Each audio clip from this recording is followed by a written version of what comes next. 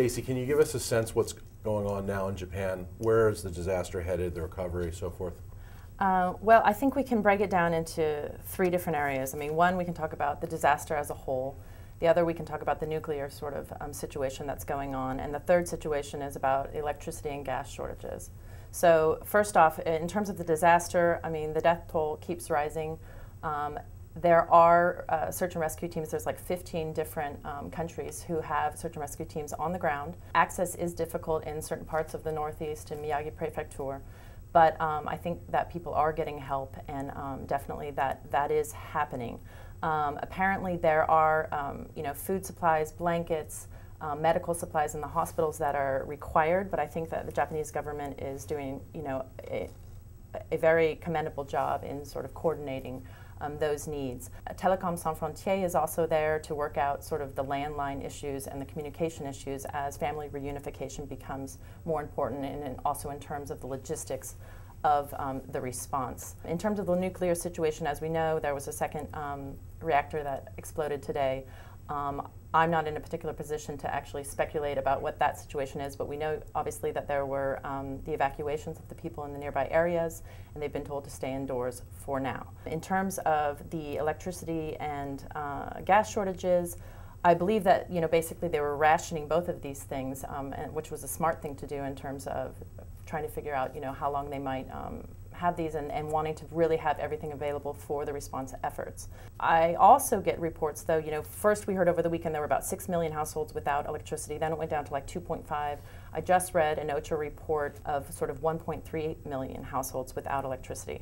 So perhaps, they are getting some cutoffs, or actually less homes now are having to deal with that situation. I need to look into that a little bit further.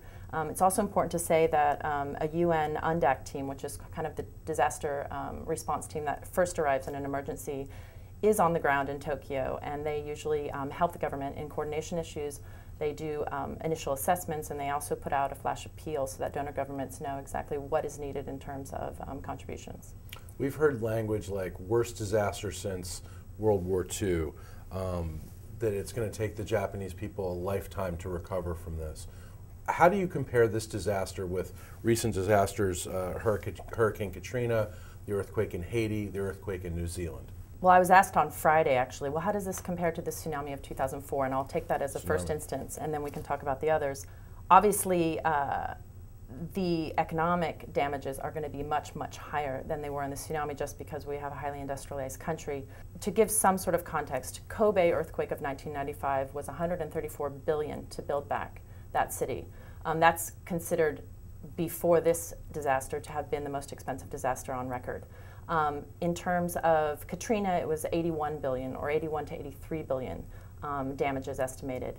When we talk about back to the tsunami of 2004, where a lot of the damage happened in sort of rural, non-industrialized places like Banda Aceh, we were down to, let me just look at the figures again because I have all of this written down. It was about 10 billion. Sichuan earthquake, 20 billion. So definitely this is above and beyond anything we've seen before. There have been some very interesting, though not necessarily coherent, studies done. The World Bank just put out a report on, kind of how long does it take for a country to build back their GDP after a disaster of even a median scale. It's usually at least 5 years, and usually involves a deficit and sort of external debt, and also internal deficits. And as we know, Japan already had a large deficit, so we'll have to watch this carefully. How's the international response been so far? Has it been coordinated? Is it helpful? Is it progressing in the right direction? I think it is well organized. I believe that, obviously the UN and any country that wants to help Japan has to have that offer accepted by the Japanese government. From what I understand, the Japanese government is coordinating everything, and everyone is there to support them. So I believe that we're very much in the search and rescue phase. There's going to be a phase of basically collecting, identifying, and storing dead bodies, and also working out sort of water, food, medical supplies as sort of a secondary thing, shelter, and getting all those food and non-food items to victims of the disaster. And then in the next few days, I think organizations will really start talking about family reunification and trying to figure out who is still missing and who is deceased and who has survived. What are some of the key lessons that we hope to learn to improve our techniques in this particular disaster? What I find very interesting on a day like today, I mean, it's nighttime now in Japan, but these search and rescue teams are going to be learning so much from each other.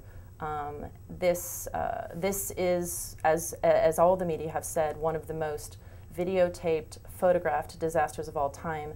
Scientists are already saying that they have such a wealth of data in terms of studying tsunamis and how they move and how they hit coastlines. So I think we're going to learn a lot from the Japanese experience. Stacey White, thank you for your time. Thanks very much, Andrew.